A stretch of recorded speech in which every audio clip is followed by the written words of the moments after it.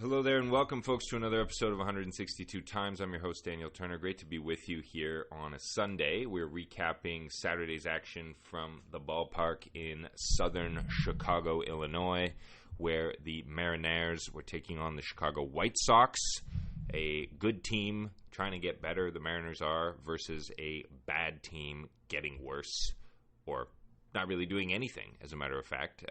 Those are your Chicago White Sox. So we'll do that tonight. Second part of the show, we'll talk about the finale of this series, which will go Sunday afternoon, also at Guaranteed Rate Field in Chicago. And after that, we will look around the scoreboard from Saturday and see how the other teams in the American League did vis-a-vis the Mariners, as we usually do, because we are getting down to the wire here. Not really, maybe 2 more months to go in the baseball season, but it's starting to feel a little more final. Trade deadline is in 48 hours from the time of this recording. Mariners have already made 2 major moves, getting Randy Arozarena for Jonathan Clase from Tampa Bay, and also Jimmy Garcia from Toronto Blue Jays. Pardon me, Garcia was traded for Jonathan Clase. 2 prospects were exchanged for Randy Arozarena. The Rays have been busy selling their whole team, even though if they just kept on keeping on, they probably would have made the playoffs. But, you know, I don't really question the way the Rays do things because they always seem to have quite a lot of success. No other roster moves to speak of as of the time of this recording. So let's get right to it. Part 1 of the show, we're going to talk about a win. Yay, the Mariners won again. So they won 6-3 on Saturday night in Chicago. The winner was reliever Colin Snyder, 1-1 now in the year with a 1.59 ERA. The loss went to Eric Fedde, who I was worried about in my preview. He's 7-4 with a 3.11 ERA, and Andres Munoz picked up his 17th save of the year, a 1.31 ERA still on the season. So with the win, the Mariners go to 55-51, still second in the American League West, and the White Sox drop to 27-80, fifth in the American League Central, obviously, fifth being last in that division. Pitching was good from the Mariners. It was starter Brian Wu, who did 4 innings, and then he left with a little hamstring tightness or something like that. He'd been put on the injured list earlier this season due to a hamstring, but manager Scott Service said he's not expected to miss time this time. So he was done after 70 pitches, 4 innings, 4 hits, 1 run. It was not earned because the Mariners did commit 2 errors in this game. He also walked a guy and struck out 3. His ERA on the season is 2.35, which is superb for a youngster.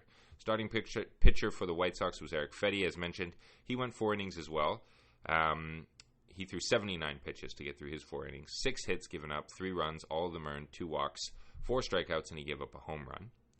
The Mariners used a lot of guys in the bullpen. Colin Snyder, who ended up getting the win, pitched the 5th. He went 1 inning, gave up 2 hits, struck out 1. Austin Voth, 1 inning, 1 hit, 1 run, 1 strikeout. Jimmy Garcia did an inning and struck out 2, gave up no hits or runs. Excellent.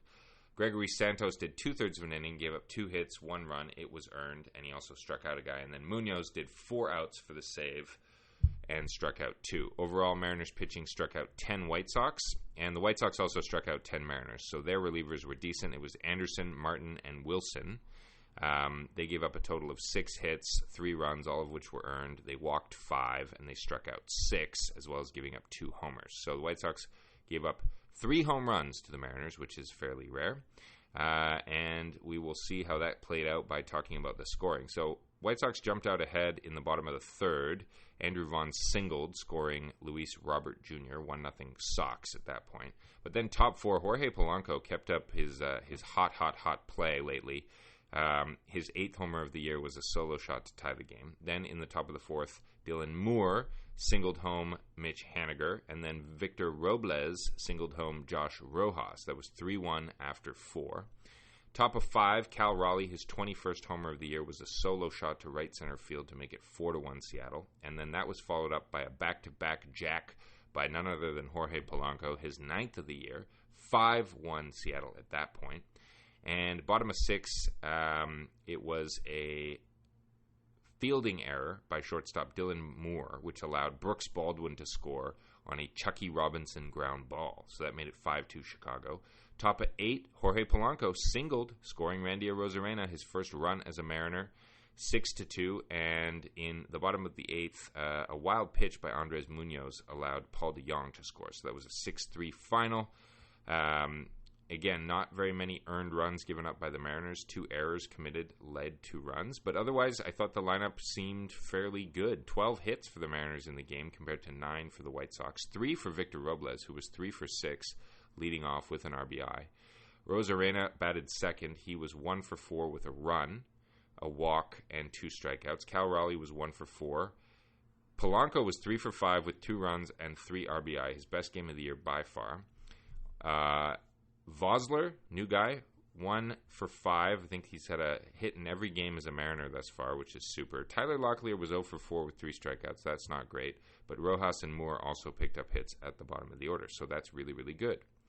All right, so who are they going to roll out on Sunday to try and sweep this series? They have an opportunity to go for a three-game sweep, and it'll be a long time since they've had a 3-game sweep. It'll be a great pitching match. It'll be Bryce Miller against Garrett Crochet, 2 superb young pitchers. So Crochet is 6-7 with about a 3.2 ERA, and Miller is 7-7 with about a 3.4 ERA.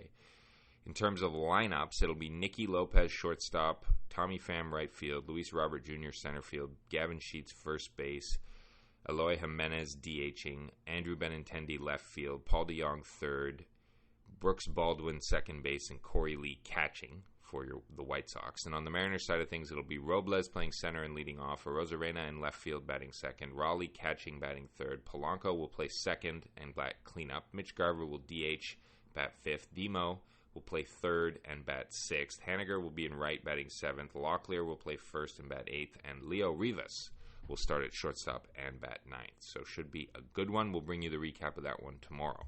In terms of the scoreboard from Saturday, this will be important.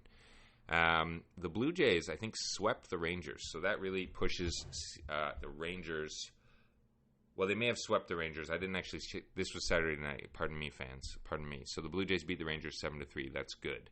Padres beat the Orioles 9-4. Interesting. Orioles are so far ahead that I kind of want them to stay ahead and keep winning. But anyway, that's that. The Rays won 4-0. Like I said, they've been selling off their team, but they keep winning. They're one game above 500, so still a threat in the wild card to the Mariners at this stage.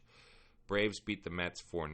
That's over in the National League. Phillies beat the Guardians 8-0. Again, two great teams battling it out in interleague play. Who cares? Tigers beat the Twins 7-2. So the Twins now 11 games over 500. Still significantly ahead of the Mariners in the wild card race, but Mariners won, Twins lost, so they make up a game. That's interesting. It was Tarek Skubal, his 12th win of the year for the Tigers. I believe he is the ERA leader in the American League for starting pitching. So they've got a good one there. Royals lost to the Cubbies 9-4. That's good for the Mariners. Royals are 9 games above 500, so within striking range of the Mariners in the wild card race. And unfortunately, the Dodgers came all the way back and walked off. Pardon me, the Astros came all the way back and walked off the Dodgers 7-6 at home last night. It was Alec Bregman with the walk-off homer in the bottom of the ninth. Marlins over the Brewers 7-3. Don't care. Nationals over the Cardinals 14-3. National League matchup, all good over there. Yankees beat the Red Sox 11-8 at Fenway in 10 innings, so that's good for the Mariners, keeping the Red Sox to the same number of wins as the Mariners, 55-48 they are. They're still ahead of them in the wild card chase, but getting closer to Seattle. Diamondbacks beat the Pirates 9-5. We like the Pirates. We're not super pleased about that, but that's okay. Athletics over the Angels 3-1. Giants over the Rockies 4-1 and 5-0 in a doubleheader. So the Giants beat the Rockies twice. 3 games under 500. They're out of the wild card right now. The Giants are, but making up some progress, I suppose. So that'll do it for us today. We'll be back at it tomorrow.